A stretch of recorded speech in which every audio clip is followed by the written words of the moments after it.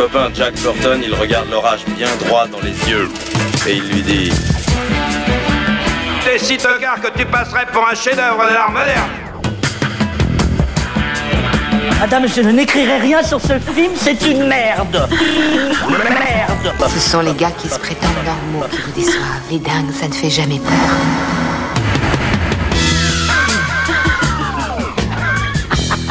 Elle nous connaît dans les coins, la frangine.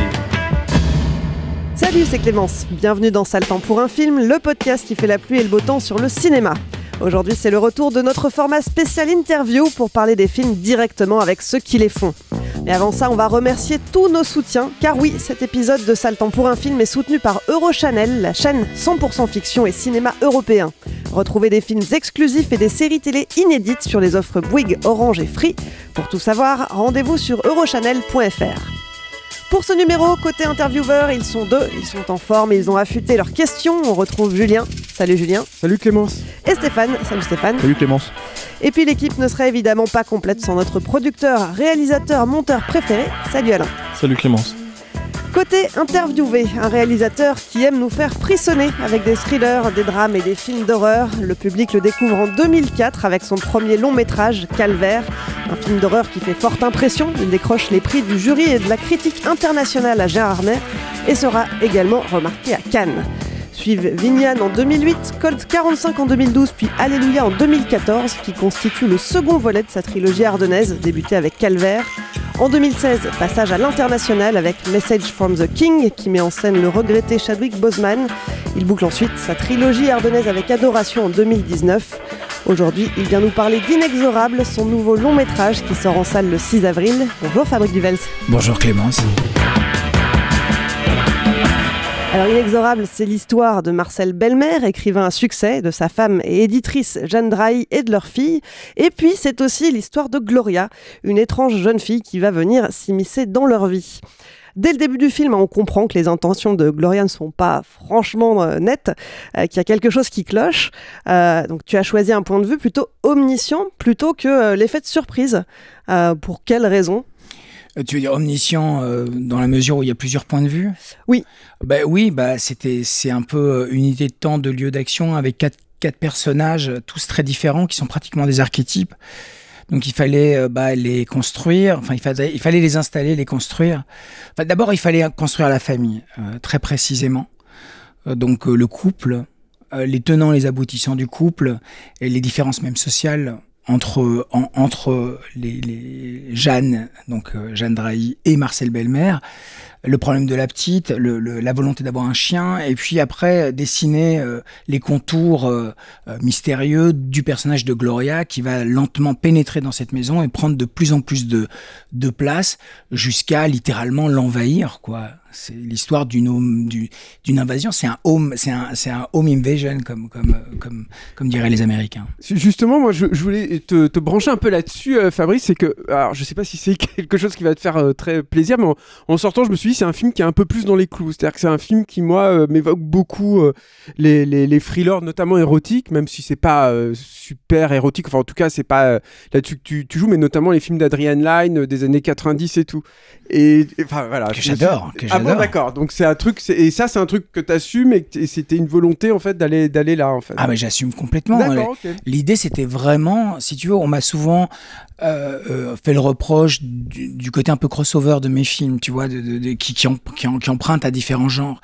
Ici j'avais envie d'être beaucoup plus dans un genre très très circonscrit, qui est le thriller érotique américain des années 90, le home invasion, même le film de fantôme, avec des accents un peu gialesques et à ma sauce, avec mon regard, avec la manière dont évidemment je vais traverser tout ça, mais l'idée c'était vraiment de faire un truc qui soit beaucoup plus genré, beaucoup plus convenu, presque conventionnel, mais à ma manière. En fait, si tu veux, le home invasion, c'est ça qui est formidable dans le home invasion, c'est que t'as des codes très très concrets, concis, et c'est toujours la manière dont tu les traverses. Et j'ai un amour incroyable pour ce genre de film que j'ai vu jeune adulte dans les années 90, quoi. C'était. Pourquoi justement? Qu'est-ce qui t'attire là-dedans? La tension sexuelle, vraiment, la tension sexuelle, le rapport de domination, l'intrigue, le machiavélisme, les dessins refoulés, les frustrations refoulées, le mensonge. Tout ça est un spectacle que j'adore pouvoir regarder quand il est bien articulé, bien sûr. Là, tu parles du genre en question, en fait, plus que de Liaison fatale à proprement parler. Liaison fatale est un film que j'aime beaucoup, vraiment beaucoup. Non, parce que pour le coup, c'est un film qui est vraiment décrié. C'est étonnant, en fait. On pointe un peu ta cinéphilie, là, du coup, qui est quand même assez large, mine de rien. Sur ce truc-là, moi, j'aurais pensé que, par exemple, Basic Instinct, ça aurait été peut-être plus... Moi, j'aime beaucoup Basic Instinct, mais je vais te dire... J'adore. Non, mais moi j'adore Adrian Lyne. Même le dernier, tu vois, le remake de Eau Profonde, là. Bon, c'est sûr que c'est pas le film de Deville, mais il y a quelque chose de malade. Et puis ça fait du bien de voir du cul comme ça, ou de la tension sexuelle comme ça dans un cinéma américain qui est devenu complètement aseptisé. Même si tu crois pas énormément aux scènes, le couple, tu vois, Ben Affleck, Ana de Armas, tu vois pas très très bien où ils veulent en venir. Et puis ils sont vraiment tous détestables.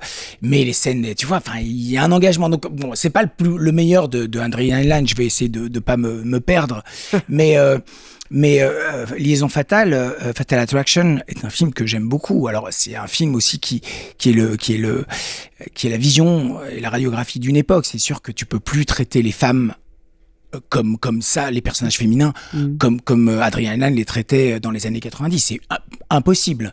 Et je l'ai fait d'ailleurs. Enfin, bon, je me mesure pas à Adrian Lyne ici, ni à Fatal Attraction, mais dans Inexorable, c'était aussi une volonté, comment on traite les personnages féminins.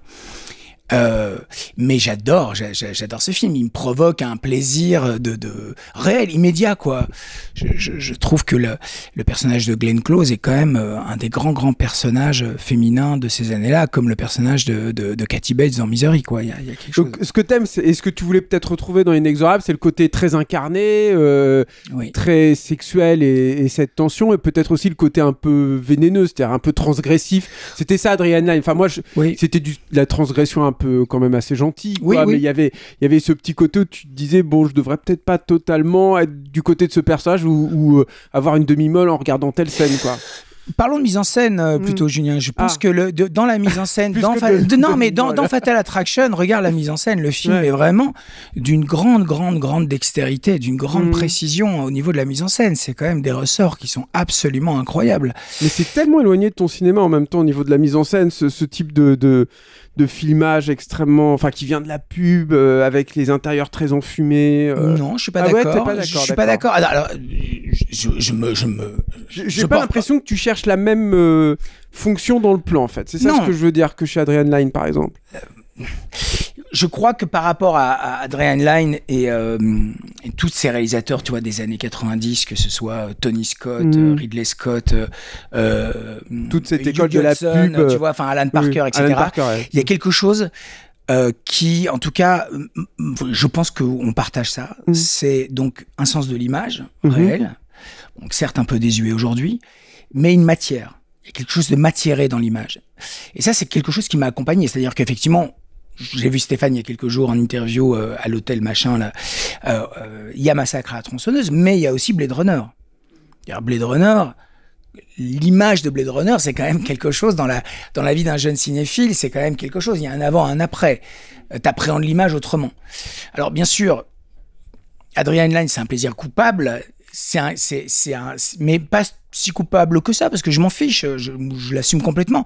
Mais ce que je veux dire, c'est simplement que par rapport à ta question, l'idée pour moi, c'était de faire quelque chose peut-être plus convenu, mais qui distille un vrai sens de la tension, donc un suspense, un crescendo dans la tension, et surtout un exercice de style qui me contraigne, qui me contraigne à créer cette tension jusqu'au bout, avec des arcs et des ponts dramaturgiques cohérents et qui tiennent la route. Mais ceci dit, en fait, pour revenir un peu sur Inexorable, vraiment, en fait, si tu veux, je pense que l'idée de citer Liaison fatale, il y a aussi l'idée que tu sais toi en tant que cinéphile, qu'il y a forcément quelqu'un qui va te le dire en fait. Tu vas te dire mais attention, t'avais fait un film à la Liaison Fatale, on va dire, parce que c'est devenu un genre en fait à cause de Liaison Fatale quoi qu'on pense du film en fait. Toutefois, le truc qui est très intéressant aussi dans le film, c'est qu'il y a du cul dans Inexorable, mais il y a du cul, c'est différent en fait. C'est-à-dire c'est que la façon, déjà il y a ton approche crue, on va dire de ça. C'est pas du cul un peu justement comme disait Julien à demi-molle, puisque justement en fait en gros il y a carrément un arrêt quoi en fait. On part là-dessus et tu t'arrêtes complètement en fait, c'est-à-dire que la scène va pas jusqu'au bout puisque les personnages ne vont pas jusqu'au bout quoi. La sexualité de toute façon chez moi, et ce que je veux dire c'est que excuse-moi, tu détournes en fait du coup les attentes sur ce point-là quoi, parce que finalement on ne reviendra pas, voilà, on n'en reviendra pas dessus, ou en tout cas excitant de façon évidente, c'est-à-dire quand t'allais voir un film comme ça, tu savais qu'il allait y avoir un peu de la fesse et que ça allait être sympa parce que l'actrice, tu l'aimais bien et tout. Non, mais c'était ça aussi, proposition indécente. À l'époque, oui. À l'époque, je veux dire. Toi, c'est moins ça, en fait. C'est-à-dire que c'est moins trivial sur ce côté-là, quoi, tu vois. Pour moi, la sexualité, elle fait vraiment partie des personnages. C'est-à-dire que il y a rien de plus intime que la sexualité. Il n'y a rien de plus particulier. On connaît jamais vraiment les gens. Et puis sexuellement, on est tous différents. C'est très très étonnant. Donc ça révèle toujours quelque chose. Et la sexualité dans Inexorable est une sexualité qui met en lumière certains aspects dramaturgiques ou certains aspects psychologiques. On voit bien que ce personnage de Marcel Belmer n'arrive pas à faire sa femme. On voit ces deux corps qui s'emboîtent pas, qui ont du mal. La seule manière pour lui plus tard de lui faire l'amour, c'est de la dominer, de la salir, tu vois. Enfin, donc il y a quelque chose comme ça qui révèle, qui met en lumière. Donc moi, le sexe pour le sexe au cinéma, bon, en tant que spectateur, oui, pourquoi pas, ça peut être amusant. Mais dans mon cinéma, le cinéma que j'essaie d'articuler, non. Mais vous parliez d'Adrian Lyne et de Fatal Attraction, mais j'aime beaucoup, encore une fois, ces films-là. Mais au fond, je pense que l'origine de Inexorable, c'est beaucoup plus Liver to Heaven de John M. Stoll avec Gene Tierney, ou Voici le temps des assassins du Vivier, que les érotiques thrillers américains des années 90. C'est-à-dire que... Mais bon, là, je fais un peu du name dropping et je dis des trucs, on s'en fout un petit peu. Moi, ce que j'ai vraiment essayé de faire, les gars, vraiment très franchement et très modestement, c'est un film qui remplisse le cahier des charges, qui arrive vraiment à être dans une convention un peu plus large, ouvrir un peu mon cinéma et être surtout dans la tension, la réelle tension et le plaisir de ce genre de cinéma. Après, les gens, ils voient ce qu'ils veulent. Certains disent, ouais, mais c'est un peu conventionnel, c'est un peu convenu. On a déjà vu ça. Mais oui, bien sûr, mais ça, c'est le genre circonscrit qui dit, on a déjà vu ça, bien sûr. Mais après, c'est toujours la manière dont on traverse. C'est la mise en scène, c'est le travail du metteur en scène. C'est ce que j'allais dire. En fait, il y a la façon de prendre le film. C'est-à-dire que moi, je pense, enfin, j'ai l'impression que les gens qui pourraient trouver ça éventuellement conventionnel, c'est les gens qui connaissent pas forcément ton cinéma, quoi. En tout cas, qui se disent en tout cas, ah bah, pour du Duvel, c'est peut-être conventionnel, effectivement, mais en vrai, pas tant que ça en fait quand tu réfléchis, puisque justement dans le genre en fait thriller érotique, etc., t'as toujours des personnages en fait qui sont un peu plus, enfin tu vois, Michael Douglas, tu vois, sans enlever quoi que ce soit à Benoît Poulvord, hein, mais Michael Douglas c'est censé être le beau mec d'Hollywood ou je sais pas quoi, alors que là c'est Benoît Poulvord, tu vois, c'est un peu plus, c'est un acteur à la base comique qui est révéré pour ça. Toi tu viens, tu le casses, tu vois, même si encore une fois ça arrive régulièrement en fait qu'on l'ait cassé dans sa carrière, hein. Je pense au film d'Anne Fontaine par exemple où ils ont vraiment cherché à faire autre chose, quoi. Moi j'aime pas forcément ça, mais en tout cas, c'est clairement pas le Poulvord qui déconne, quoi. Donc là, c'est pareil, c'est la même logique. Et mine de rien, en fait, t'as beau essayer d'ouvrir ton cinéma, ça reste quand même quelque chose de goûtu, quoi. C'est-à-dire pour initier, à mon sens. Hein, Bah oui, mais ça c'est normal. C'est-à-dire que, je pense, hein, c'est-à-dire que je me vois mal. Faire qu'est-ce qu'on a fait au bon Dieu, quoi. C'est impossible pour moi. Enfin, c'est-à-dire que je vois bien aujourd'hui avec l'expérience, le parcours que je peux essayer d'ouvrir, mais en même temps, il faut que faire un film pour moi, c'est pas juste faire un film. C'est un moment existentiel très très important. C'est-à-dire, c'est comme une sorte d'exorcisme. Tu mets en lumière les tréfonds de quelque chose, tu développes quelque chose. Donc il y a dans l'expression quelque chose qui est vraiment très très intime pour moi. Mais avec mon amour du cinéma et en essayant simplement d'ouvrir un peu plus. Mais je vois que les réactions aujourd'hui sur Inexorable sont plutôt positives. C'est-à-dire que les gens, même ceux qui aiment pas le genre, c'est-à-dire que mais ça, je crois que c'est simplement tout le travail qu'on a fait sur la tension. Vraiment créer ce suspense aussi. Tu vois, par exemple, généralement, mon cinéma est, au début, je mets le spectateur face à quelque chose qu'il doit acheter immédiatement.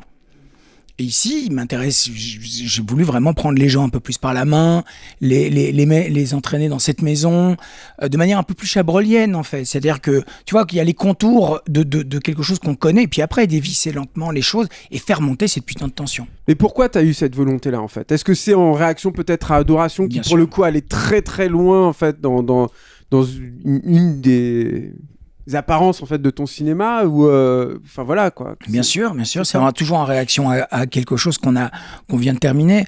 Adoration est un film que personnellement j'aime beaucoup, mais je vois bien qu'il y a une incompréhension chez beaucoup de gens sur le film. L'argument est très ténu, il est très sensible, il est dans une sorte de fantastique, de réalisme magique, un peu très très différent de ce qu'on a l'habitude de voir aujourd'hui. Le film a probablement des défauts, mais c'est un film dans lequel je me suis beaucoup investi, et donc le point de vue branlant du personnage, la fébrilité en fait du personnage du jeune Paul épousait complètement, enfin la caméra épousait la fébrilité. Ici il y avait, comme dit Clémence, quelque chose de beaucoup plus omniscient dans la manière de construire le film, les points de vue, de construire. En fait j'essayais de faire un film qui était plus... mais de faire un film un peu plus cérébral, tu vois, dans sa construction. J'ai essayé de construire une petite maison bien charpentée. Vraiment, très simplement, mais très modestement, mais avec toute la dextérité, l'artisanat que j'ai acquis. Mais ça se traduit comment, du coup ? C'est peut-être sur le... Parce que tu parlais, par exemple, du travail sur les personnages. Là, je sais pas, t'as peut-être écrit, posé plus de choses dans la pratique, en fait. Comment ça s'est traduit, justement, cette volonté ? Il y a l'écriture d'abord, il y a une écriture, tu vois, avec cet argument-là qui certes est convenu, que les gens connaissent, etc., sur l'érotic thriller, sur le home invasion.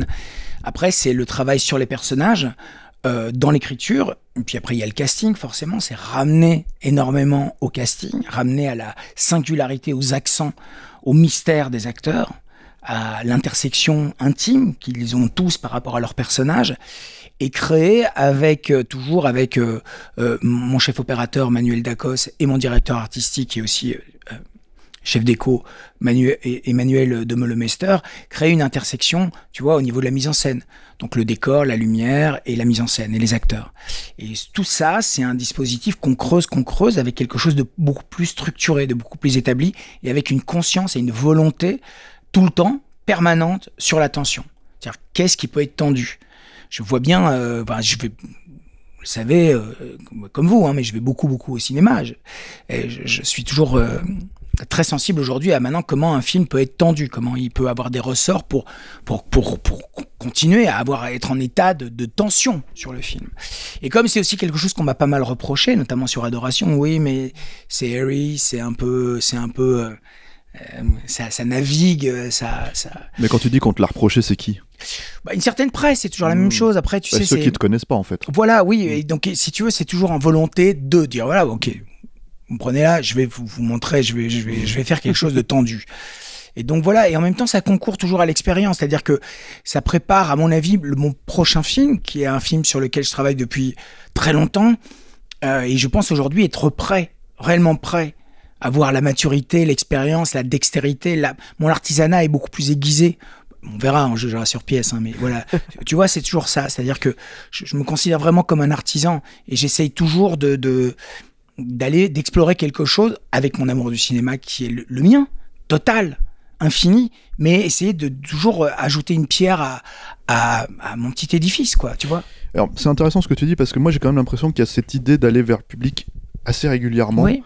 Pour toi, sans forcément peut-être y arriver. Alors, je vais m'expliquer là-dessus, c'est-à-dire que pour moi, quand on fait un film comme Calvaire ou même comme Vignane, quand on pitch les films, il y a des attentes, et en fait, les attentes, elles sont complètement subverties par le film en soi, parce que, en gros, le film pour moi, les films te ressemblent à 300%, en fait. Il y a cette recherche de l'émoi qui surpasse tout le reste, en fait, tous les codes du genre, tout ce qu'on peut attendre, en fait, d'un film comme ça.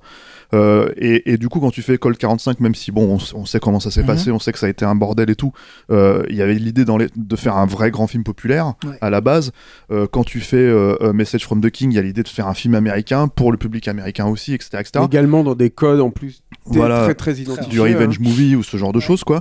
Tout en essayant d'avoir, c'est-à-dire le beurre et l'argent du beurre, quoi. Vraiment, comment dire, d'arriver à avoir les deux.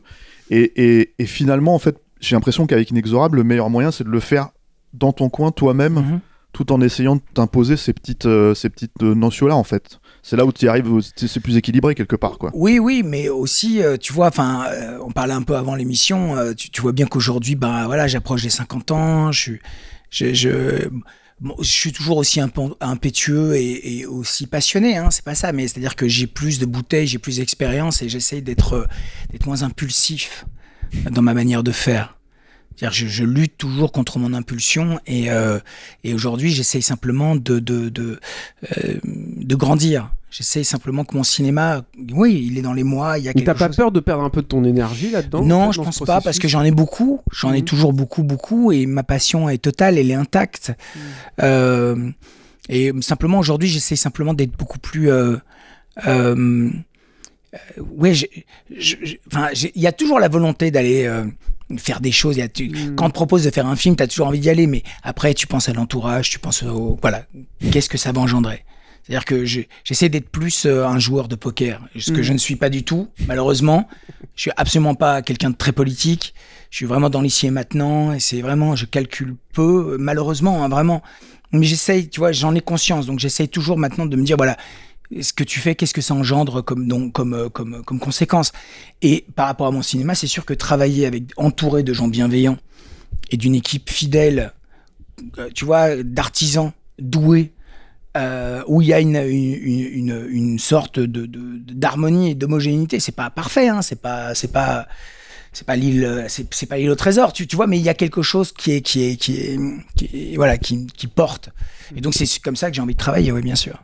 Alors justement, là, sur ces conditions de travail, je voulais qu'on revienne quand même sur la scène de sexe entre Mélanie Doutet, enfin le personnage de Mélanie Doutet et celui de Benoît Poelvoorde. Déjà, la première. Et ouais, celle où il y arrive pas, quoi, en fait. Mais même les deux, en fait, quelque part, parce que dans la pratique, c'est déjà, c'est assez rare, je trouve, en particulier dans le cinéma d'aujourd'hui, mais même dans le cinéma en général, de voir des acteurs connus se mettre littéralement à nu. Enfin, je veux dire, elle est difficile, je pense, à tourner pour eux, cette scène, à l'accepter. En plus, on sait que Poelvoorde est relativement...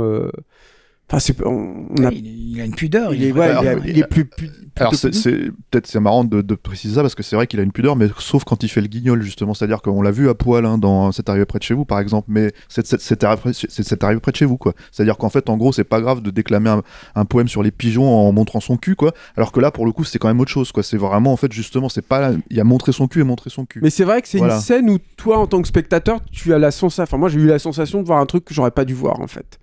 Et c'est d'autant plus troublant que c'est des acteurs que j'ai clairement identifiés par ailleurs, et que je pense que j'ai quelque chose qui me travaille, en fait, derrière la tête. Je veux que tu m'en parles un tout petit peu, que tu nous parles aussi de la conception de la scène. Comment tu travailles, comment tu obtiens ça d'acteurs pareils, quoi. D'abord, je vais vous dire que je suis vraiment content que vous souligniez cette scène, parce que c'est ma scène préférée, et je pense que c'est probablement la scène que je préfère de toute ma filmo. Parce que je trouve qu'elle touche à quelque chose d'intime et de terrible à la fois, dans cette impossibilité à être à deux et cette impossibilité à être seul, quoi. Tu vois, il y a quelque chose qui est terrible dans cette scène. En fait, elle était dans le papier, elle était sur le papier. C'est très écrit, une scène comme ça? Non, c'est pas écrit, c'est écrit, mais sur papier, tu sais, bon, ok, il veut faire l'amour avec sa femme, il arrive pas à bander, so whatever, tu vois, ok, très bien. Après, tu te dis, bon, mais comment tu la retranscris, comment tu la mets en musique, comment tu la transcendes ou pas. Donc je suis allé voir mes camarades, hein, toujours les mêmes, et je leur dis, voilà, on va faire un plan séquence, on va se démerder pour faire un plan séquence.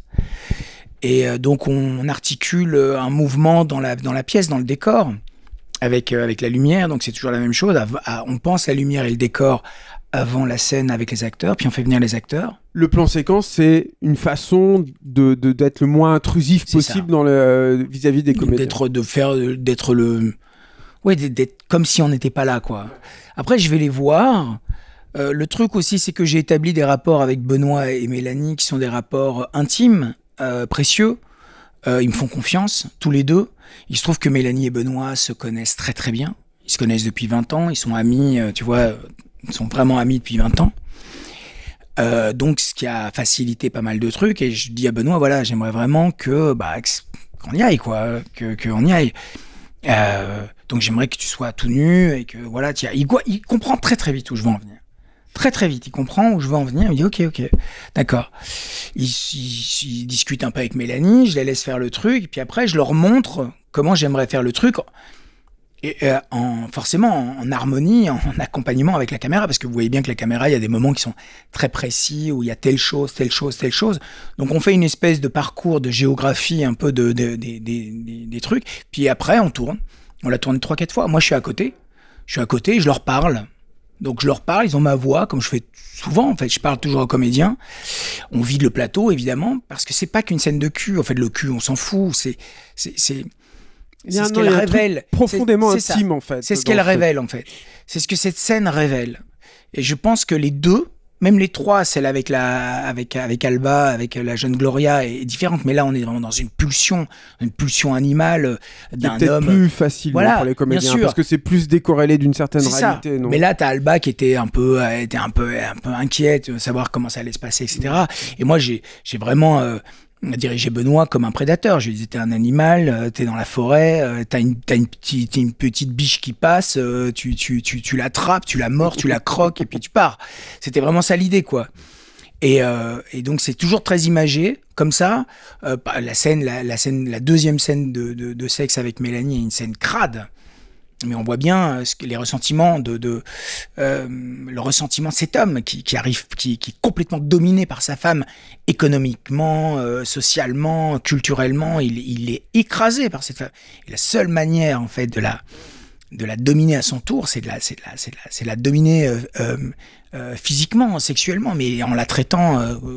Et elle aime ça. Donc si tu veux, et ça, c'est vraiment les trucs que tu apprends avec l'expérience sur les couples. C'est jamais blanc-noir, c'est toujours des zones de gris, tout le temps, et de plus en plus. Et donc ça m'amusait beaucoup d'essayer d'approcher, de retranscrire et de révéler en tout cas cette intimité. J'aime beaucoup... Ah, Clémence, pardon, tu voulais poser une question, excuse-moi. Oui, alors, vas-y, si tu veux, j'enchaînerai après. Comme tu veux. Bon, alors attends, justement, non mais en fait, j'adore l'écriture de Jeanne, c'est peut-être le personnage dont l'écriture me touche le plus, parce qu'elle est pas évidente, en fait. Et j'adore comment le côté malfaisant en fait du personnage se dévoile un tout petit peu, et de façon pour moi inattendue. C'est-à-dire que pendant très longtemps dans le film, elle ne fait que le bien quelque part, ce personnage-là. T'as l'impression qu'elle n'est que dans la générosité, et progressivement tu te rends compte que non, en fait c'est pas du tout aussi simple, quoi. J'aimerais bien que tu nous en parles un petit peu, et que tu me parles aussi, alors ça peut sembler un détail pour vous, mais pour moi ça veut dire beaucoup, c'est sa cigarette électronique. C'est-à-dire que l'omniprésence de ce truc-là, je sais pas, moi, il y avait un truc qui... C'est comme si ça me donnait un signal que ça allait... Il y a un rapport avec l'addiction qui est soi-disant inoffensif, mais il y a quand même une addiction qui est là. Je me suis dit, c'est pas un détail, en fait, ce truc. Non, et on cherchait quelque chose pour ça, tu vois, on cherchait quelque chose qui est la structure. Alors d'abord, je vais revenir à l'origine de ta question. C'est sûr que d'abord, à l'écriture... tout le monde pointait le personnage de Jeanne en disant ouais, c'est le personnage le plus faible, c'est le personnage le plus boring, le plus emmerdant, on s'en fout un peu, il faudrait le structurer, il faudrait lui donner un peu plus de texture. Surtout maintenant dans les commissions, tu sais, dans les commissions, il y a beaucoup de gens qui sont très attentifs aux personnages de femmes, et on t'emmerde beaucoup là-dessus. Pour les vieux boomers comme moi, c'est parfois un peu compliqué, parce que tu dis bon, ok, très bien, mais tu vois, enfin, laissez-moi faire mon film. Mais pourquoi pas? Mais en même temps, c'est très bien. J'ai pas de problème par rapport à ça, et en même temps, c'est toujours pour un mieux. Ça te force à aller plus loin et de chercher plus loin. Mais je sais comment ça se passe pour moi, c'est-à-dire que je sais qu'il y a l'écriture, et puis à un moment donné, quand il y a quelque chose qui est cristallisé avec l'acteur, je vais beaucoup plus loin. Avec Mélanie, quand on a décidé de faire ce film ensemble, j'ai vu très très vite que Mélanie, ce qu'elle est, donc le milieu duquel elle vient, son élégance, son élégance naturelle. Enfin, il y a plein de choses comme ça qui me faisaient étroitement penser à ma mère, à ma propre mère, grande bourgeoise, qui semblait très à l'aise de tout et qui a complété. C'est encore une femme d'une autre époque. C'est une femme qui ont investi, tu vois, de leur mari de tout. Tu vois, c'est-à-dire que il y a quelque chose qui est complètement investi dans l'ordre de Marcel Bellemer. Il y a quelque chose qui est total, un abandon de tout. Et pratiquement comme quelque chose de chosifié. On a l'impression qu'elles sont soumises, mais alors pas du tout. Tu vois bien qu'il y a quelque chose où elle est en contrôle de tout. Elle en a fait sa chose. Elle en a fait son auteur. Elle en a fait un vrai substitut au père. Parce que le film aborde la question du népotisme, du déterminisme et tout ça, évidemment, aussi. Et donc, si tu veux, dans cette projection qu'elle a pour Marcel Bellemer, elle a, tout en le contrôlant de manière totale, elle est complètement dépendante. Dépendante en termes d'image, en termes de respectabilité, en termes d'affiche, en termes de couverture sociale. Et donc, il y a quelque chose qui me plaisait beaucoup dans le fait de dérégler ça. De dérégler ça à partir du moment où la brèche du mensonge apparaît. Comment elle s'en défend, jusqu'où elle va. Et je pense qu'on aurait pu la pousser encore plus loin, mais j'étais très attentif à son humanité. C'est-à-dire que pour moi, il était hors de question de juger ce personnage, comme j'essaie jamais de faire, tu vois. C'est simplement de donner les contours du personnage dans ce qu'ils ont de plus intime, jusqu'au moment où cette femme se rend compte que ces 25 dernières années sont un mensonge, qu'elle a investi du vent. Mais ça arrive souvent, ça, en couple. Oui, mais ce qui me plaît, c'est qu'elle n'est pas simplement victime, en fait. C'est ce que je voulais dire tout à l'heure. C'est-à-dire que, par exemple, dans son rapport à sa fille, il y a quelque chose qui est... Elle a presque... Tu parlais tout à l'heure d'histoire de fantôme. Pour moi, il y a quelque chose presque du vampire, en fait. Dans ce rapport aussi de niveau social, quoi. C'est-à-dire que lui, t'as l'impression qu'il vient d'un c'est un prolétaire, oui. Voilà, c'est ça, beaucoup plus bas qu'elle. Et du coup, en fait, il y a une façon de... se nourrir de lui et des autres, en fait, mais sans en avoir l'air. C'est peut-être le côté un peu gaucho qui parle là, mais j'ai ressenti ça, en fait, si tu veux, en elle. C'est ce que je voulais dire sur le... C'est pas tant que tu la condamnes, en fait, c'est que, évidemment, elle est beaucoup moins lisse qu'elle n'y paraît au début, ça, c'est une évidence, mais ce qui m'intéresse aussi, c'est que tu la condamnes pas immédiatement. Tu te dis pas le danger ou le côté malsain de ce foyer vient d'elle au début. Et après, tu te dis, mais si, en fait, elle a un truc qui est pété, en fait, dans son rapport aux autres, à sa fille, ou à ce chien, à la totalité. Ouais, puis il y a le portrait de la grand-mère aussi. Oui. Voilà. Bon, après, on rentre vraiment dans les détails du film, et pourquoi pas, mais allons-y. Mais ce qui, moi, m'amuse beaucoup, en fait, c'est toujours la même chose, c'est d'essayer de pousser ce qui semble être évident. C'est-à-dire que là, évidemment, il y a les contours d'une famille parfaite. Ça a déjà été fait et bien mieux, hein, mais là, en tout cas, ce dérèglement, Jeanne qui va de plus en plus loin comme ça dans cette volonté de contrôle, c'est-à-dire qu'effectivement, il y a l'empathie directe. C'est-à-dire que, si tu veux, très souvent, les grandes bourgeoises, parce que moi, je viens d'un milieu très bourgeois, et donc ma mère, ses amis, plus aujourd'hui, hein, parce que ma mère, maintenant, c'est différent, mais ses copines, les copines de ma mère, investissaient leur mari, tu vois, très, très fortement. Et jusqu'au jour où il y a une espèce d'aveuglement complet sur l'investissement qu'on donne. Et quand il y a un mensonge, quand il y a quelque chose qui dérape, c'est comme un séisme. Parce que il y a une responsabilité. Je pense qu'il y a une réelle responsabilité de ces femmes-là ou de ces gens qui investissent complètement l'autre de tout. Et tu vois bien en plus qu'elle est dans un contrôle permanent de tout et de tout le monde. Quand elle est avec cette jeune Gloria, il y a la volonté narcissique, donc c'est-à-dire que tu as perdu ton père, tu as perdu tes parents, moi aussi, donc je suis en effet miroir par rapport à toi. Tu es dans le besoin, je me donne bonne conscience, viens avec moi. On voit bien aujourd'hui. Tu vois, dans la posture du super-héros. On voit bien les réseaux sociaux aujourd'hui. Tu vois, tu as tous les gens, dès qu'il y a un truc dans le monde. La fausse bienveillance, tu veux dire.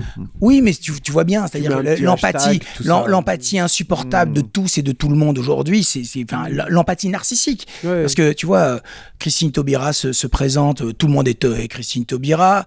Tout le monde est drapeau ukrainien, tout le monde est ceci, tout le monde est cela. Enfin, tu vois, il y a un moment donné, ça devient insupportable. Cette manière d'afficher son empathie incessante. Et je pense que Jeanne, il y a de ça un peu. Ouais. C'est l'espèce de j'affiche une empathie réelle, mais en même temps, elle ne l'écoute pas, cette gamine. Elle ne la regarde pas. Elle est engoncée dans sa propre certitude. Bah, elle la voit pas venir, quoi, C'est littéralement. ça. Elle est engoncée dans ses propres, dans son propre aveuglement. Par exemple, quand Jeanne, je sais pas si vous vous souvenez, il y a les plombs qui sautent, elle descend la maison, elle va rallumer les plombs et elle surprend Marcel qui est en train de discuter avec Gloria dans la cuisine. Mélanie me dit, mais pendant le tournage, me dit, mais elle le voit quand même qui drague un peu la petite, etc. Je dis non. Pour moi, bien sûr, elle voit quelque chose, mais jamais elle va s'imaginer que son mari puisse être attiré par une gamine de 20 ans. Elle ne se pose même pas la question. Mais ces genres de situations, on en connaît 1000. Et bien sûr qu'un mec de 50 ans va regarder une gamine de 20 ans, évidemment. Il peut l'envisager, c'est pas pour ça qu'il le fera, bien sûr. Mais bien sûr que... Donc, si tu veux, tout ça participe en fait à l'architecture de ce personnage que j'aime beaucoup aussi, et je trouve que Mélanie livre une très très forte... Mais c'est surtout le point de discordance avec les films de Adrian Lyne dont on parlait tout à l'heure, je laisse Clémence après, mais ce personnage-là, dans ces films-là, typiquement, il était bienveillant. C'était la victime idéale. C'était celle vers laquelle l'empathie du spectateur allait de façon évidente. Et fait que toi, tu le tordes, voilà, c'est pour ça que je voulais souligner ça. Excuse-moi, Clémence, pardon. Je suis désolé. Merci, Julien. On voit le soin que tu apportes à la psychologie des personnages et à mettre en valeur toutes les failles qu'ils peuvent avoir. Je vois aussi que de manière récurrente, tu traites de sujets comme la folie, la schizophrénie, etc. Et là, c'est ce qu'on retrouve avec le personnage de Gloria, qui, au-delà on va dire, de névrose classique dont tous les personnages peuvent avoir, elle, ça va quand même un petit peu plus loin. Ça devient d'où cette fascination pour la santé mentale ? Alors, je pense qu'il y a le spectacle de l'hystérie au cinéma. Bon, je sais que c'est encore pas très... Politiquement correct. Voilà, politiquement correct de dire ça aujourd'hui, mais c'est-à-dire que j'ai grandi forcément en regardant beaucoup de VHS dans les années 80. Effectivement, le spectacle de l'hystérie féminine était un spectacle qui était très répandu à ce moment. Que ce soit bien ou mal, c'est pas la question, hein. Et donc finalement, bien sûr que j'ai eu des chocs comme ça en voyant. On parlait de Liver to Heaven. Bon, c'est un film que j'ai vu plus tard avec Gene Tierney, mais c'est sûr que Possession, enfin les films de Zulawski ou d'autres films comme ça m'ont profondément marqué, effrayé en me procurant énormément de plaisir, un plaisir fétichiste d'être dans une salle de cinéma et d'être témoin de choses comme ça absolument incroyables. Alors, je ne sais pas pourquoi ce thème revient de film en film. Cette Gloria revient de film en film. Et c'est toujours Gloria aussi. Oui. Enfin, pas toujours, mais c'est vrai que c'est ça. Très souvent. Ouais. Alors bon, je pense qu'il y a de la coquetterie un peu. Il y a un peu de coquetterie. D'accord. C'est-à-dire qu'aujourd'hui, maintenant, je reprends le nom de Gloria, mais comme je reprends aussi le nom de Jeanne, de Paul, des belles-mères, des Bartel. Oui, mais Gloria, c'est quand même... Oui, mais enfin, c'est je sais parce pas, il y a quand même un truc où tu te dis, oui, donc entre... Alléluia et adoration, est-ce que... Ou dans Calvaire, parce que dans Calvaire, c'est Mark Stevens, c'est voilà, donc... la femme perdue, c'est la femme qu'on ne voit jamais. C'est ça, mais je sais pas, il y a c'est une espèce de biographie. Non mais c'est un quoi, c'est oui, tu peux pas t'empêcher de poser la question. Oui, quoi. mais disons pas que simplement en tant que critique, quoi, juste en tant que spectateur. Ouais. Bon, en tout cas, c'est pas moi qui vais y répondre. C'est-à-dire que moi, je peux simplement dire que je pense qu'il y a une thématique commune sur ces Gloria. Donc il y a une folie rampante, il y a une volonté sur la passion. Ouais, il y a une volonté passionnelle, il y a une volonté d'être aimé, il y a une volonté venimeuse, il y a une volonté folle, il y a une volonté jusqu'au boutiste, il y a une volonté d'absolu. Je pense que la Gloria de Inexorable est probablement la plus nihiliste et la plus touchante. Moi, je trouve qu'elle est très très touchante, Alba, dans le contour, dans ses différentes facettes. Mais elle est très jeune aussi. Ouais.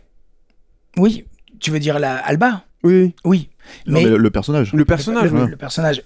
Mais j'aime profondément voir le spectacle de personnages féminins ambivalents, ambigus, manipulateurs. J'aime pas dans la vie, mais au cinéma, c'est quelque chose qui me plaît beaucoup. Et c'est sûr que je vois bien maintenant avec le corpus de films qu'il y a quelque chose qui se dessine par rapport à différents groupes. Tu vois, je pense aux Belles-Mères, qui est vraiment un groupe particulier. Généralement, les Belles-Mères sont toujours des gens qui sont beaucoup plus bourgeois. Les Bartels sont beaucoup plus prolétaires. Paul, c'est vraiment une figure qui revient encore, qui tend vers une espèce de quête spirituelle ou une quête de justice, une quête aussi d'absolu. Puis il y a la Gloria qui emmène généralement les personnages de l'autre côté du verre. Mais bon, voilà, écoute, voilà, ça m'amuse moi je le fais vraiment pas en dessin, hein, c'est juste que c'est comme ça que ça vient, et puis ça crée ma petite géographie, hein. Il y a que vous qui voyez ça, les autres, tout le monde s'en fout.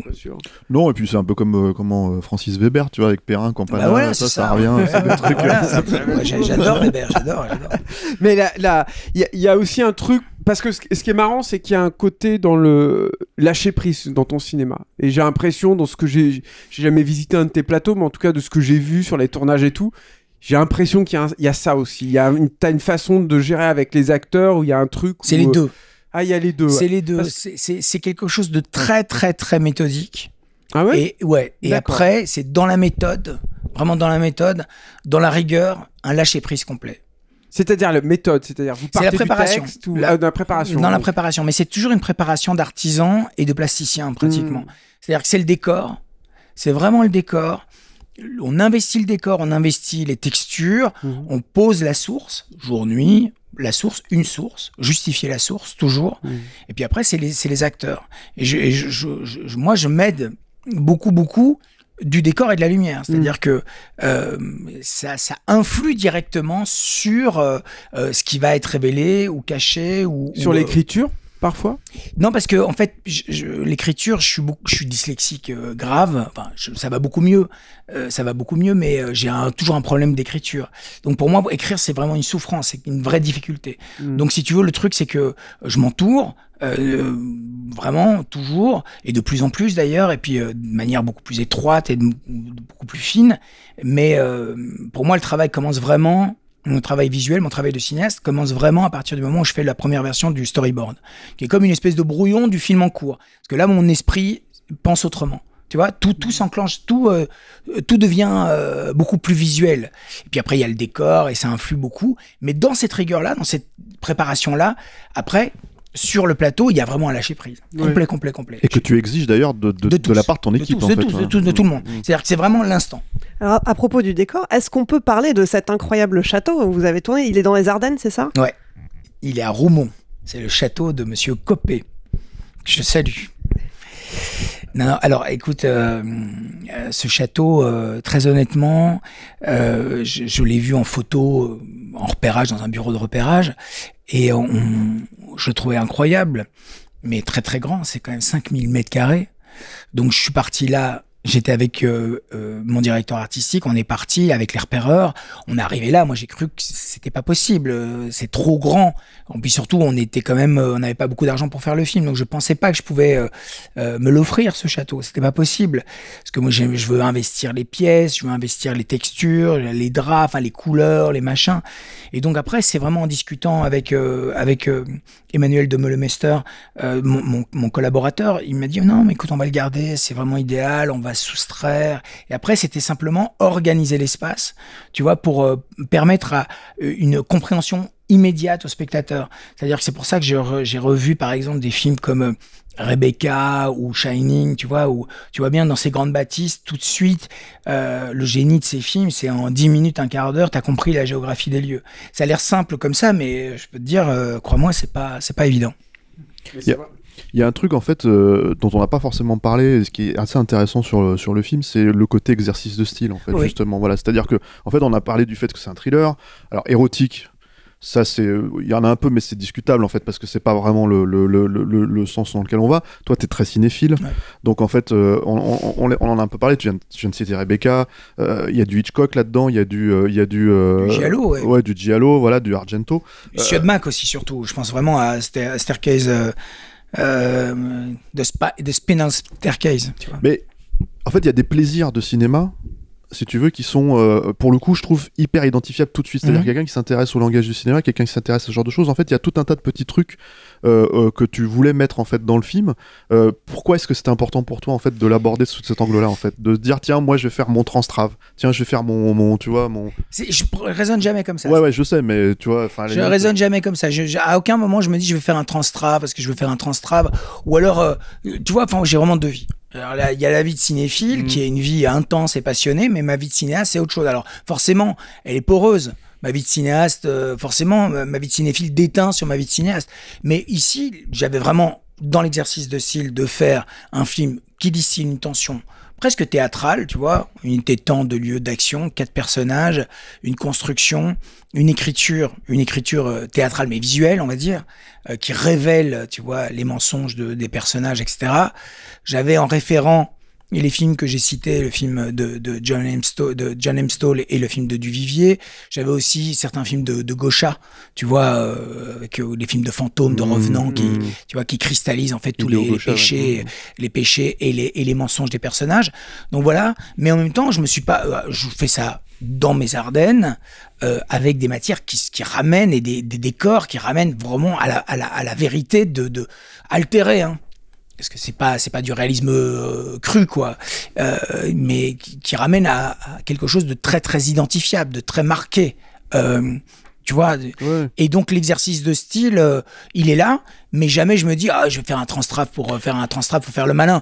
Tu vois, c'est-à-dire que pour moi le transtrave, à ce moment-là, dans le film, on voit bien que c'est le moment où elle pénètre dans la maison, où le rapport de force s'inverse. C'est-à-dire qu'elle devient puissante. Je me permets ce transtrave parce que pour moi, il est, encore une fois, cohérent et il cristallise quelque chose. C'est un langage. Le cinéma, et vous le savez mieux que personne parce que vous le défendez corps et à cri, aujourd'hui, malheureusement, les gens ne voient plus le langage du cinéma. C'est-à-dire que plus personne ne parle de mise en scène. On s'en fout de mise en scène. Il n'y a que le sujet ou les contours du sujet qui priment. Le langage, pour moi, c'est une écriture. C'est un langage.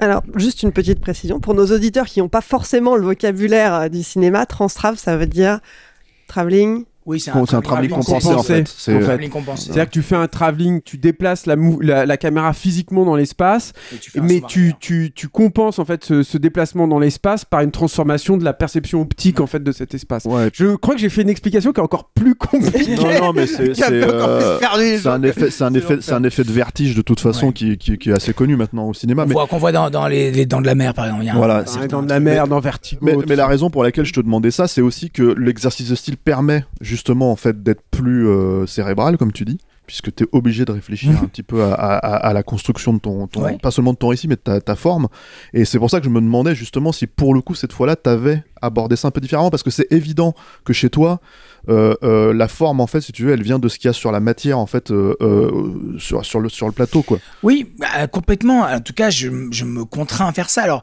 parfois je lis des critiques sur certains de mes films. Bon, j'essaie de moins en moins, surtout chez certains canards, où je vois qu'il y a une incompréhension de ça complète, c'est-à-dire que les gens pensent que je fais du zèle ou je fais le poseur. Des affaîtries, ouais. Pour moi, rien n'est affaîtrie. Je peux tout justifier, vraiment, toujours. C'est-à-dire qu'on me reproche. Quand on parle du transtrave ou ce genre de choses. Ou du transtrave, ou tu vois, par exemple, la caméra branlante dans Adoration. Les contours du jeune Paul dans Adoration, au début, il est très fébrile. Et au fur et à mesure que le film avance, son intime conviction est de plus en plus stable, il bascule lui aussi, et puis ça termine par ce plan avec les oiseaux qui est d'une stabilité, et parce qu'il est appelé, il est appelé autrement. Donc il y a un mouvement. Donc si tu veux, le mouvement de la caméra épouse, à mon avis. Mais il y a ça aussi dans Inexorable, ceci étant dit, il y a ce moment où elle confronte pour le coup et qu'elle révèle vraiment son visage, Gloria, dans la scène de jardin en fait, où d'un seul coup elle s'en va, elle Bien laisse, sûr. Où là c'est évident en fait que le mouvement de caméra hyper stable, hyper beau et tout, et qui suit le mouvement de Gloria qui est pour le coup déterminé, quoi. Je suis complètement d'accord. Enfin, c'est-à-dire que pour moi c'est pas la forme contre le fond, quoi.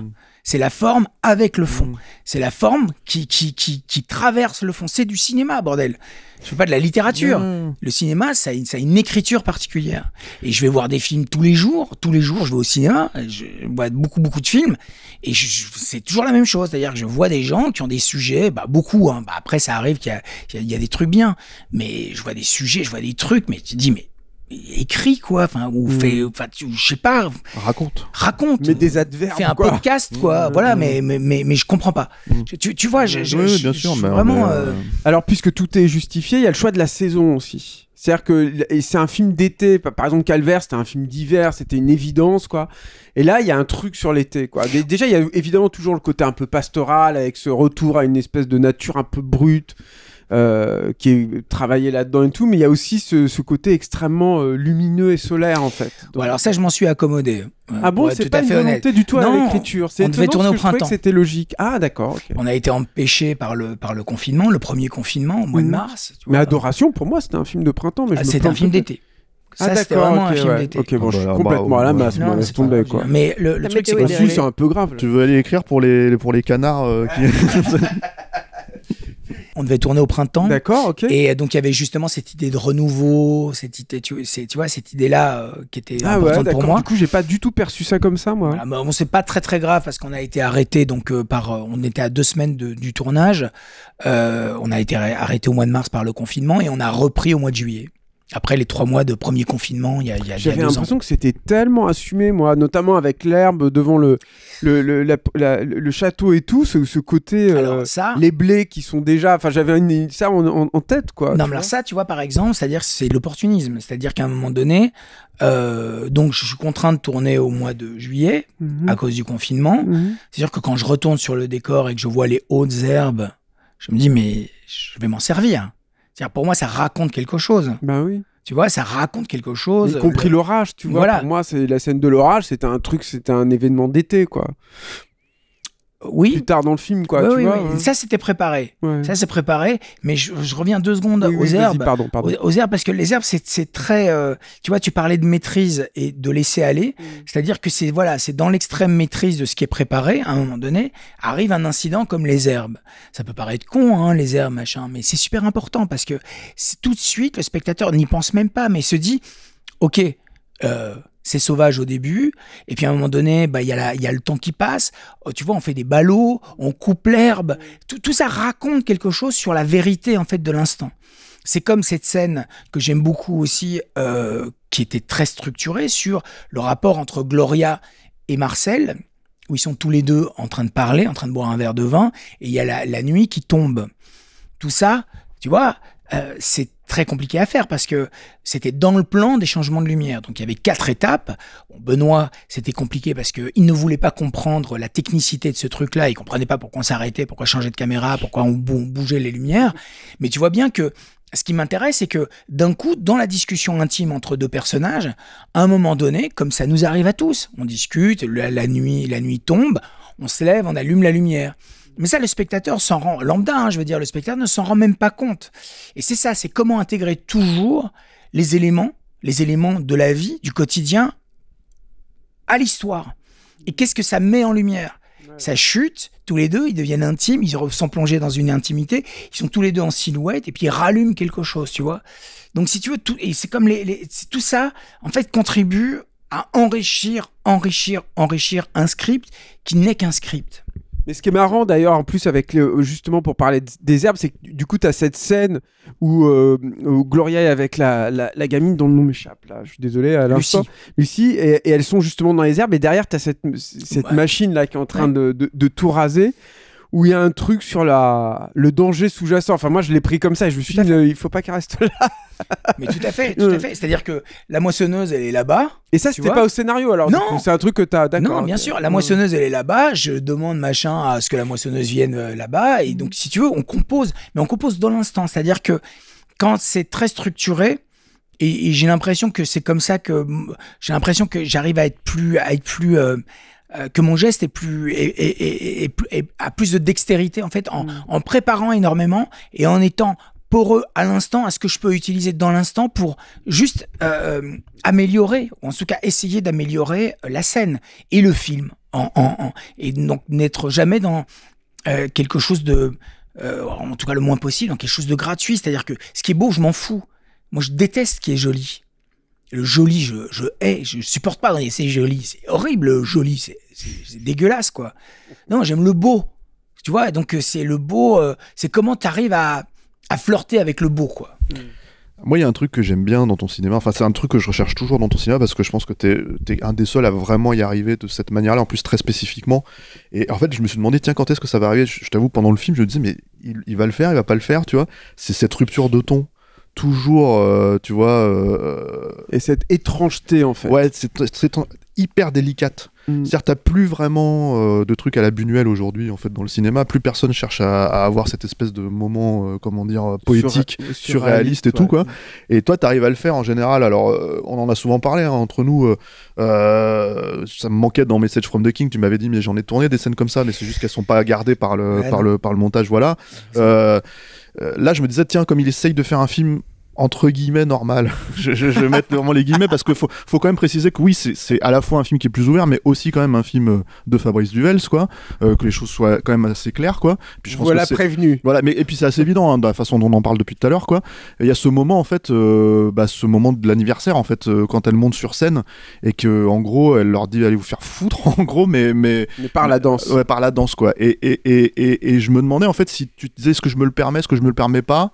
Est-ce que j'en mets plus, est-ce que j'en mets moins, et comment ça se passe aussi au montage ce genre de séquence, parce que je pense qu'il y a toujours là pour le coup ça doit être très détaillé j'imagine en fait, pour que ça soit, ça fonctionne vraiment du feu de Dieu quoi.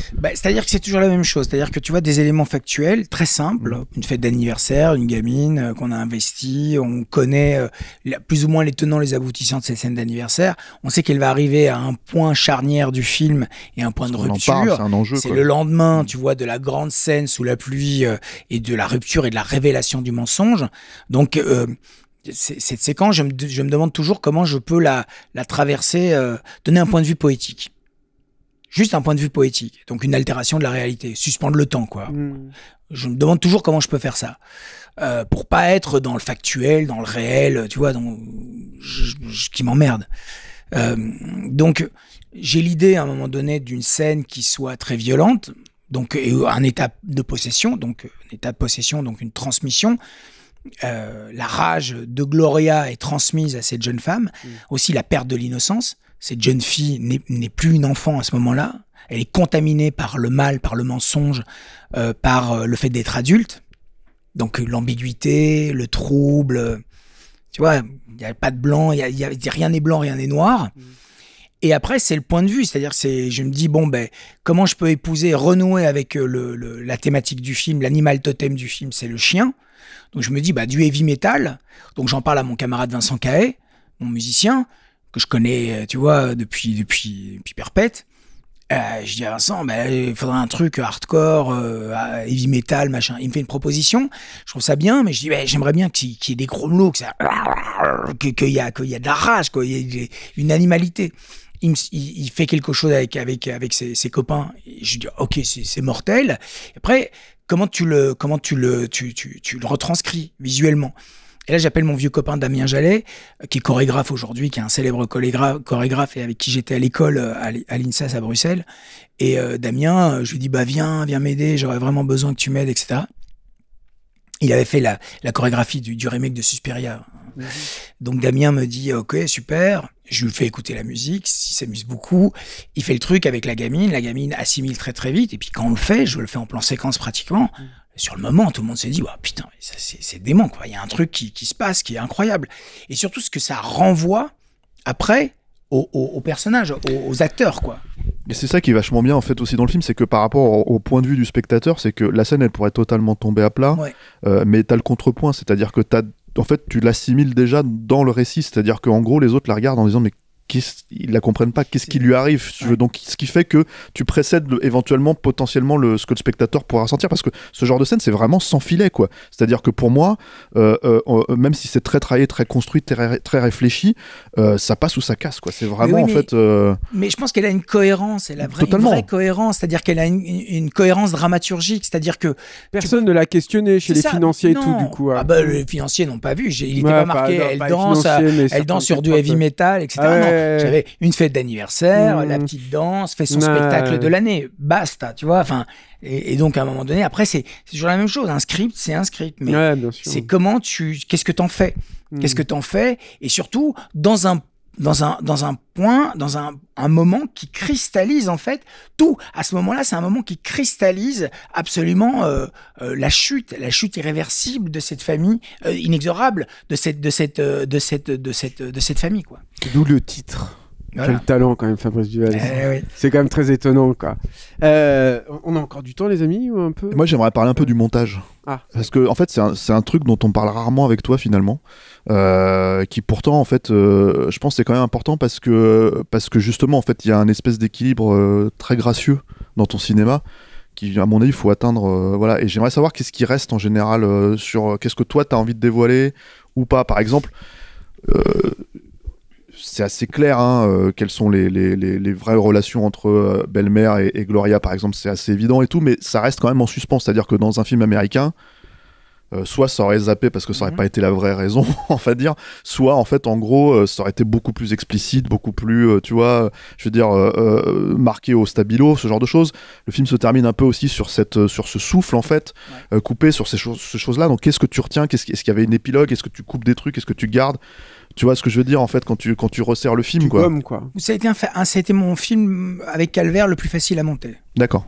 C'est-à-dire que après j'ai ma camarade de montage et ma monteuse qui est Anne-Laure Guégan, avec qui je travaille depuis longtemps, à qui j'ai une confiance absolue, totale.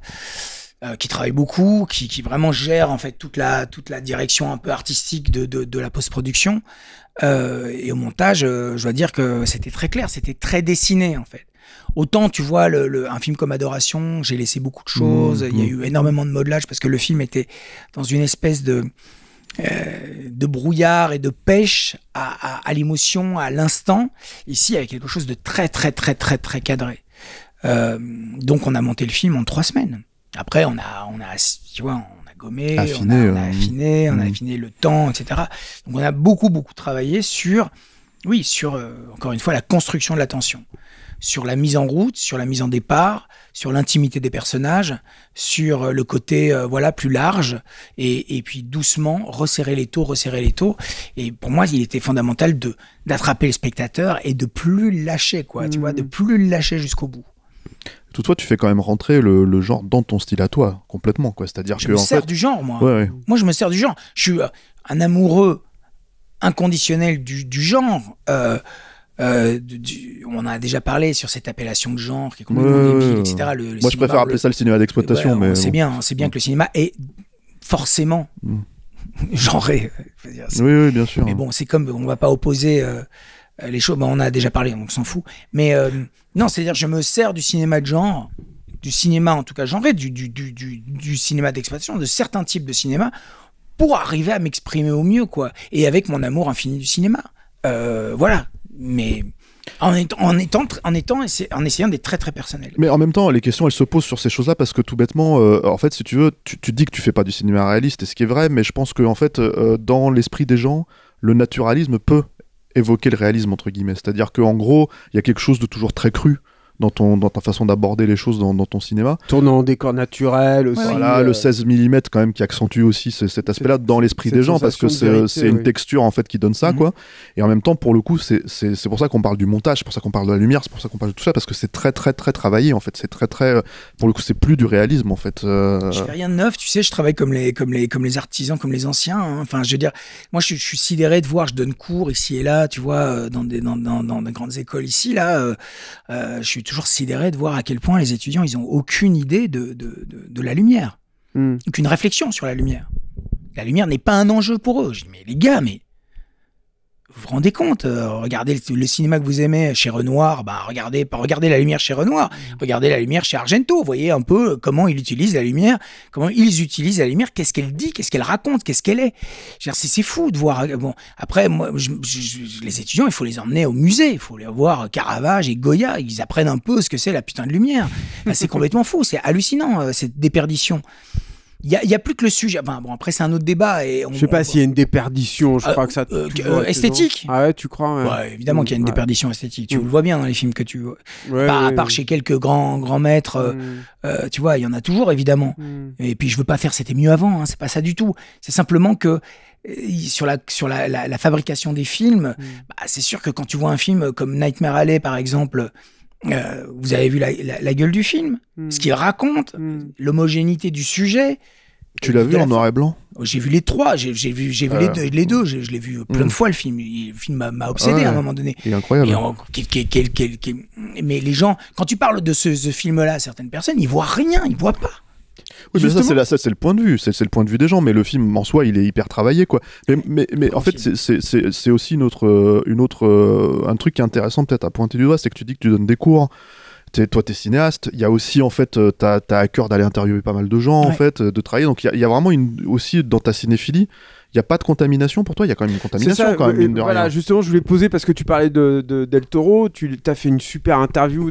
En fait, Fabrice, pour les auditeurs qui ne le savent pas, tu t'animes une émission en fait, régulièrement sur Beat TV qui s'appelle Home Cinéma, dans laquelle tu reçois des acteurs, souvent des réalisateurs, voilà, et c'est souvent, fréquemment, c'est des longues interviews. Il y a un épisode d'ailleurs avec Poulvord qui est incroyable, hyper émouvant et tout. Un épisode avec Del Toro qui est hallucinant aussi, qui dure 1h30, un truc comme ça. Enfin, c'est génial, quoi.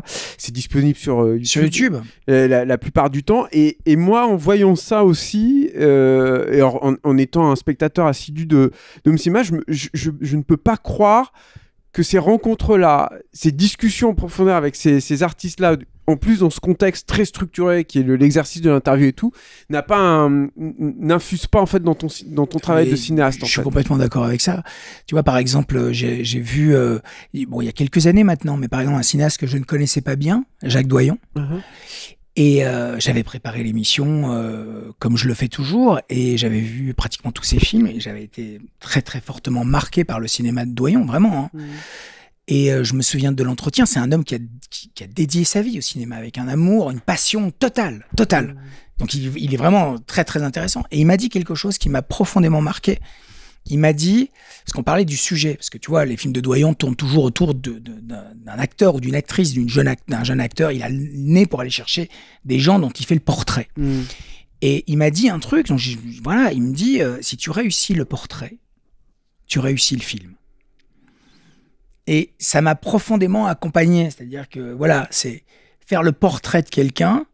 Bon, alors le cinéma de Doyon est très très loin de mon propre cinéma, bien sûr, mais j'ai aimé cette idée de portrait, en fait. C'est le portrait de quelqu'un, donc c'est les contours, les différentes facettes d'un personnage, et c'est le chargé d'ambiguïté, de multiplicité, de différents contours, d'aspérité, etc. Et après, c'est développer les choses. Mais finalement, tu vois bien que même on parlait de Nightmare Alley, le personnage de Bradley Cooper, le personnage est fou. Est fou. Et en plus, comme il y a une porosité au tarot et aux 22 cartes majeures du tarot, tu vois, quand tu cherches un peu dans le film, tu t'aperçois qu'il y a toutes les facettes qui sont là, quoi. Un peu comme dans le film de Paul Schrader. Le dernier film de Paul Schrader, c'est la même chose. C'est vraiment fascinant. Hein. Donc c'est ça, c'est que finalement, c'est toujours un portrait qu'on fait, quel que ce soit Paul Schrader, Del Toro ou Doyon, mais je trouvais ça vraiment, ça a résonné beaucoup en moi.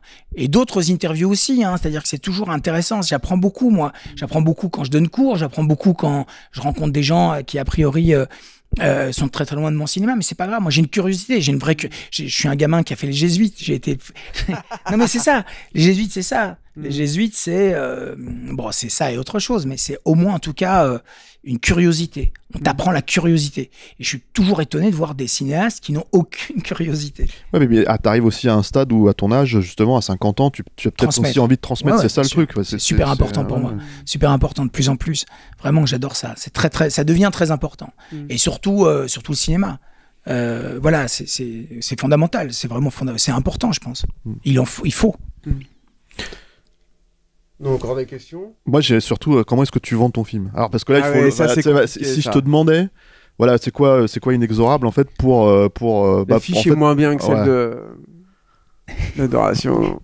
Je sais, mais je suis pas un fan moi de l'affiche. Mais la proposition est plus claire. Certes. Donc comment tu... J'ai besoin d'une proposition claire. Et crois-moi, ça a été un vrai crève-cœur, mais je me range à cette idée. Il faut une proposition claire, c'est-à-dire que l'affiche d'Adoration, c'est un film d'animation, c'est quoi, qu'est-ce que c'est, tu vois. Et voilà, les gens savent pas. Donc au moins là, j'ai Benoît, j'ai des teintes, j'ai une promesse de thriller. On va se faire gauler, quoi. Voilà. Il est en train de regarder. Ouais. J'espère avoir une affiche collector de Tony Stella, tu vois, voilà. Mais on verra bien comment ça se passe. Mais pour moi, je vends le film en disant, c'est un film noir, un film qui ne fait que des victimes et qui distille une vraie putain de tension. Aussi simple que ça. Basta. Tout en restant du duel.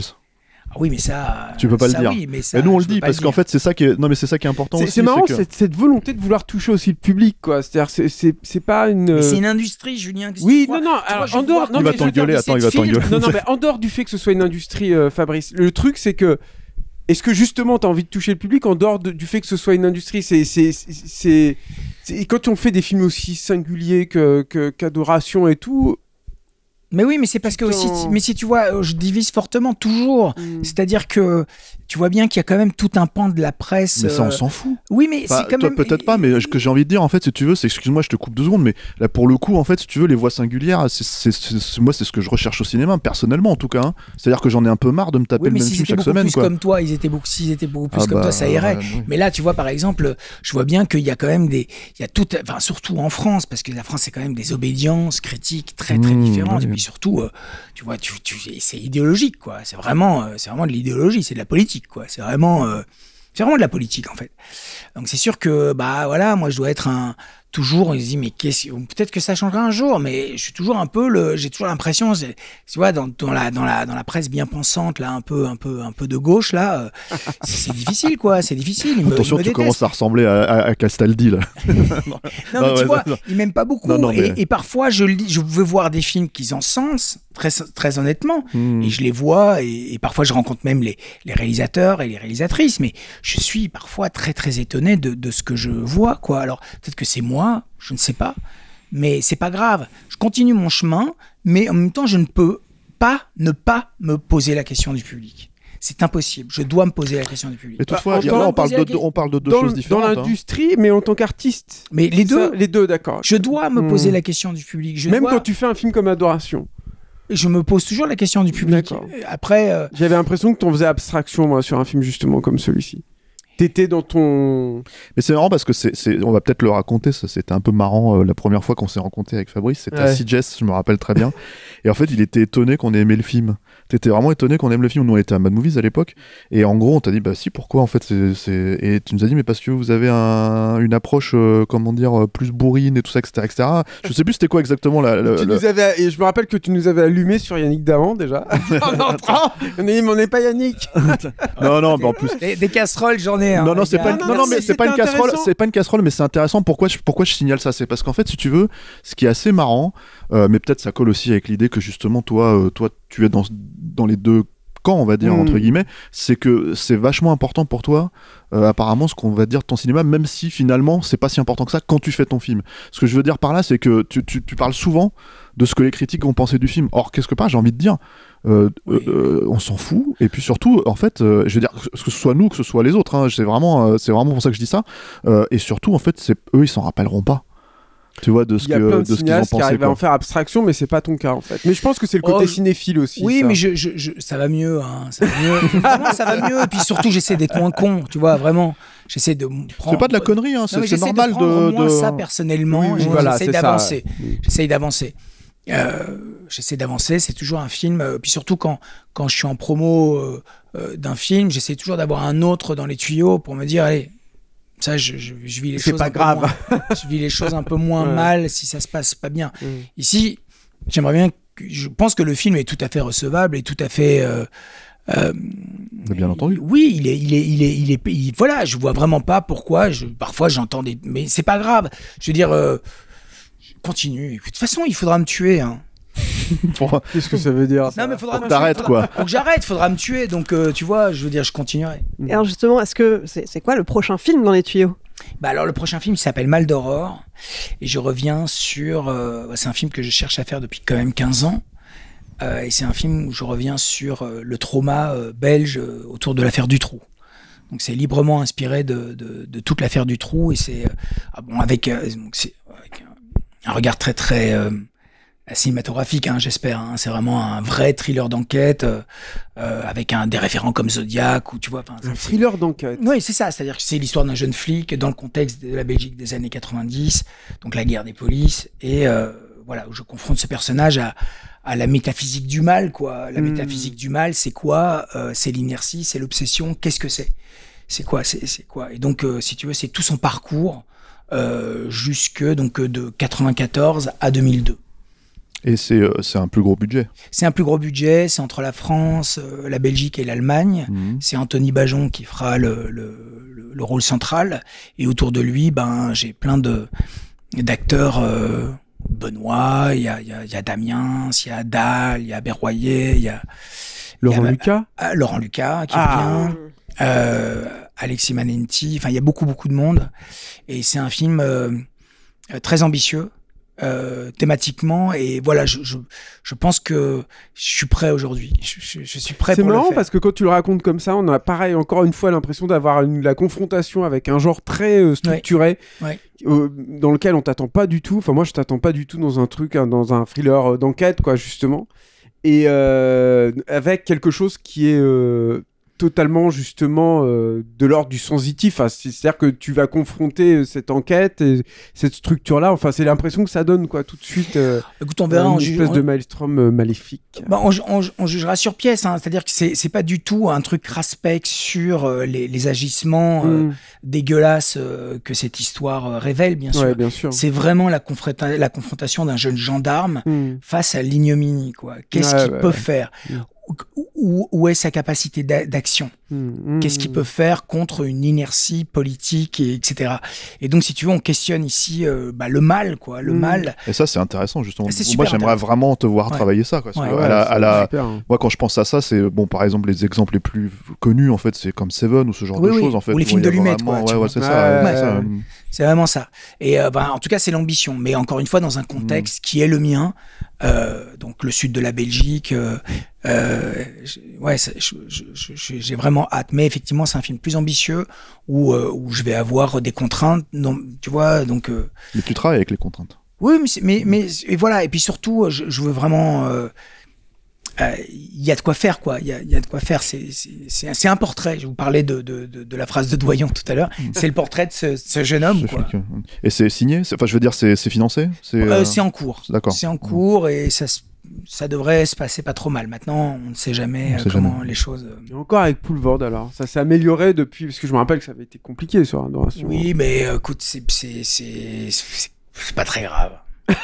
C'est un acteur que j'aime. Ça s'est mieux passé là, du coup. Oui, mais je l'aime totalement. Je l'aime furieusement, Benoît. J'ai une passion pour Benoît, vraiment. Je pense que c'est Je pense que c'est un acteur de génie. Je pèse mes mots. Tu lui as proposé de jouer dans tes films depuis le tout premier. Depuis que j'ai 15 ans, Benoît. En fait, à l'époque, je faisais une pièce de théâtre à Namur, avec Cécile de France d'ailleurs, et qui était encadrée par Bruno Belvaux. Et Bruno Belvaux, c'était le grand frère de Rémi et de Lucas Belvaux. Et donc, Benoît, à l'époque, il avait 25 ans. Et le soir, de temps en temps, ils étaient en train de tourner C'est arrivé près de chez vous, et ils revenaient de tournage, et ils racontaient. Et puis moi, j'étais gamin, je regardais déjà Benoît avec énormément d'admiration et d'agacement, parce qu'il parlait fort, c'était un jeune homme flamboyant, quoi. Tout est son contraire. Et depuis, voilà, mon admiration pour Benoît est totale, quoi. Et j'ai vraiment beaucoup de chance de l'avoir avec moi, en tout cas dans Inexorable, et j'espère le plus longtemps possible, parce que c'est quelqu'un qui m'électrise, vraiment. Il y a d'autres acteurs ou actrices que tu suis, que tu aimerais bien avoir et qui tu lâcheras pas la graffe tant qu'ils ont. Je pense que Virginie Efira, j'aimerais vraiment beaucoup travailler avec elle. Ouais. Je l'aime beaucoup. Je la connais depuis longtemps aussi. Je l'aime beaucoup. Je trouve qu'elle est vraiment prodigieuse. Elle fait des choix incroyables et puis elle est d'une intelligence surtout incroyable. Bon. Écoute, il faut aller voir Inexorable, c'est ça? Oui, s'il vous plaît, allez voir Inexorable, vous serez pas déçus. Fabrice, merci beaucoup. Merci à vous. Vraiment. Inexorable de Fabrice Duvel, à découvrir en salle à partir du 6 avril. Et on ne se quitte pas sans passer par la case répondeur. Le répondeur, c'est le moment où vous pouvez nous donner votre avis sur le film du moment. Vous avez aimé, vous avez détesté, vous n'êtes pas d'accord avec l'équipe et vous avez des arguments, dites-le nous. Pour ça, c'est très simple, il suffit d'enregistrer un message vocal et de nous l'envoyer sur notre boîte mail saletempourlerépondeur@gmail.com. On le passera dans la prochaine émission. La semaine dernière, on vous parlait de Freaks Out de Gabriele Menetti. Mais vous, chers auditeurs, qu'est-ce que vous en avez pensé ?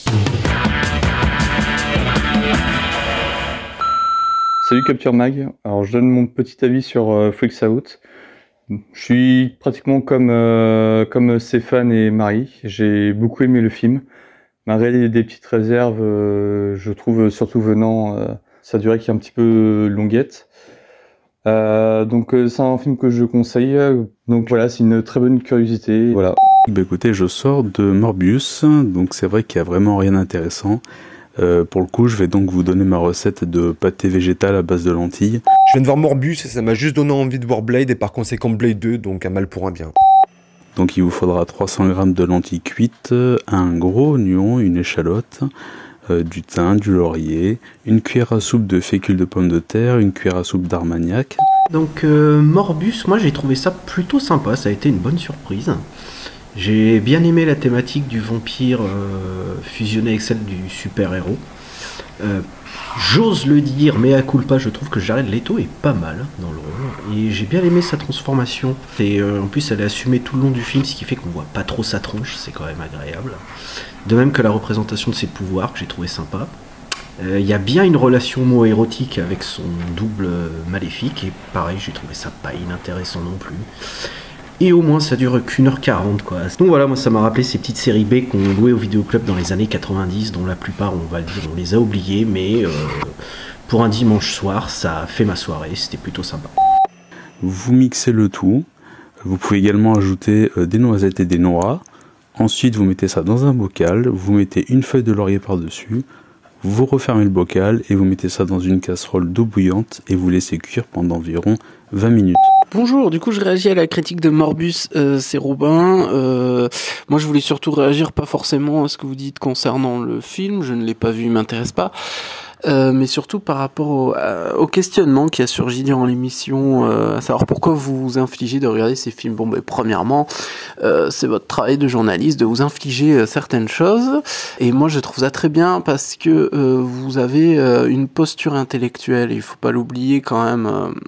Face à ces films, ce que tous les critiques n'ont pas, vous savez comment ça marche à peu près, faire un film, vous savez les enjeux politico-commerciaux qui sous-tendent la création des films, vous avez à peu près compris et étudié possiblement les grandes théories de la mise en scène, des scénarios, etc.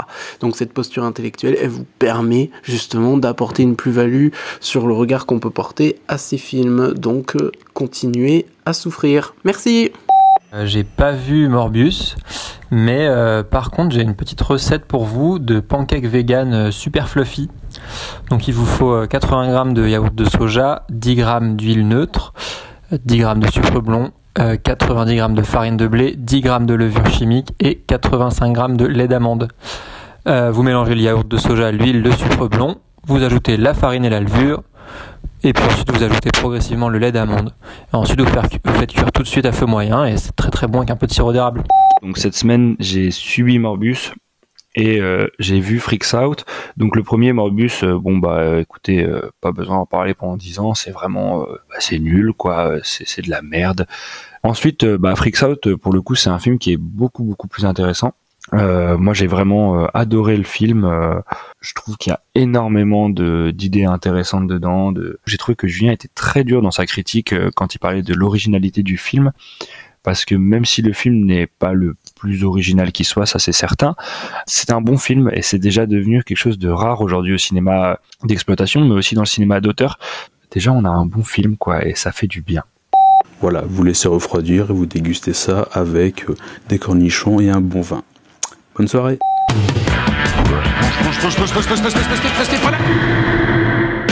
Ça le temps pour un film, c'est fini pour aujourd'hui. Julien, Stéphane, merci.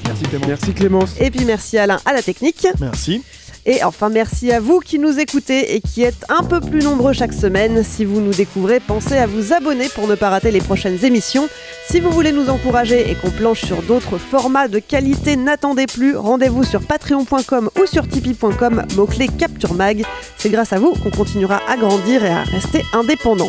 Et puis pour nous soutenir, vous pouvez aussi nous aider à nous faire connaître. Parlez de nous à vos amis, relayez nos émissions sur les réseaux sociaux et mettez-nous des étoiles sur les applis de podcast. On compte sur vous. Allez, je vous laisse, on se retrouve dans une semaine pour un nouvel épisode de Sale Temps pour un film. Salut!